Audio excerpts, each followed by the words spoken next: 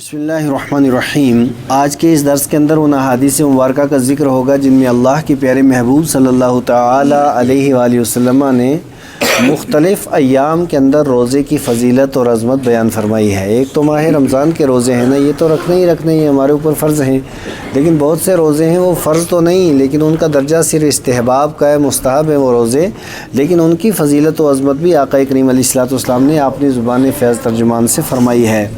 حضرت سیدنا ابو ہریرہ رضی اللہ تعالیٰ عنہ حدیث کے راوی ہیں، بیان کرتے مصطفیٰ کریم صلی اللہ علیہ وسلم نے ارشاد فرمایا، تُورَزُ الْأَعْمَالُ یوم الاثنین والخمیس، کہ ایک سوموار کے دن، پیر کے دن اور جمعرات کے دن، یہ دو دن ایسے ہوتے ہیں کہ ان میں اللہ کی بارگاہ میں اعمال پیش کیے جاتے ہیں۔ اور پھر آقا کریم علیہ الصلوۃ والسلام ارشاد فرماتے ہیں کہ میں یہ پسند کرتا ہوں کہ میرے اعمال جس وقت اللہ کی بارگاہ میں پیش کیے جائیں وَأَنَا صائم، اور اس وقت میں روزے کی حالت میں ہوں۔ تو اس وجہ سے نبی مکرم صلی اللہ تعالی علیہ وآلہ وسلم یہ سوموار کے دن بھی روزہ رکھتے تھے اور اسی طریقے سے جمعرات کے دن بھی روزہ رکھتے تھے، اور یہ حدیث جو ہے یہ جامع ترمذی کے اندر موجود ہے۔ اور اگلی جو حدیث ہے اس کے اندر بھی یہی ارشاد فرمایا کہ نبی پاک علیہ الصلوۃ والسلام نے ارشاد فرمایا، اور آقا کریم علیہ الصلوۃ والسلام کا یہ عمل بتایا کہ آقا کریم علیہ الصلوۃ والسلام ان دونوں دنوں میں روزہ رکھتے تھے۔ تو فقیلہ پوچھا کہ یا رسول اللہ صلی اللہ علیہ وسلم، آپ سوموار کو بھی روزہ رکھتے ہیں، جمعرات کو بھی روزہ رکھتے ہیں؟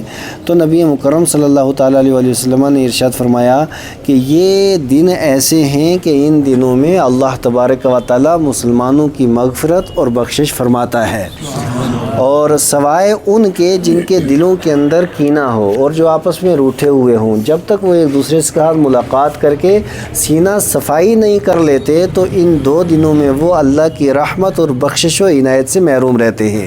اس سے یہ سمجھ لینا چاہیے کہ یہ جو آپسی چپکلش ہوتی ہے اور آپسی رسہ کشی ہوتی ہے اور آپسی کھینچا تانی ہوتی ہے، اس سے انسان بہت سے ایام میں اللہ کی رحمت جب جوش پہ ہوتی ہے تو بندہ محروم ہو جاتا ہے۔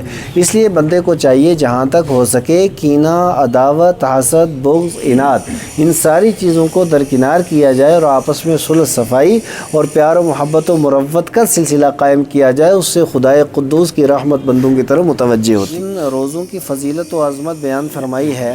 مصطفیٰ کریم علیہ السلام نے ارشاد فرمایا، من صام یوم الاربعاء والخمیس، جو بدھ اور جمعرات کے دن روزہ رکھتا ہے، اللہ تبارک و تعالیٰ اس کے ماتھے پہ لکھ دیتا ہے کہ یہ بندہ جہنم سے آزاد ہے۔ یعنی یہ دن بدھ کا اور جمعرات کی یہ فضیلت اور عظمت ہے۔ امام ابو یعلا نے اس حدیث پاک کو روایت کیا ہے۔ اور پھر مصطفیٰ کریم علیہ السلام نے ارشاد فرمایا، جو بندہ مومن بدھ کو، جمعرات کو اور جمعہ کو 3 روزے جو بندہ رکھتا ہے تو اللہ تبارک و تعالیٰ جنت کے اندر اس کے لیے ایسا محل تعمیر فرماتا ہے جس کی خوبصورتی اور جس کی لطافت کا یہ عالم ہوتا ہے کہ اس کے باہر سے اندر کا سارا کچھ نظر آتا ہے اور اندر سے باہر کا سارا منظر نظر آتا ہے۔ اس طرح کا محل اللہ تعالیٰ جنت کے اندر اس بندے کے لیے تعمیر کرتا ہے جو ہفتے میں ان 3 دن روزہ رکھتا ہے۔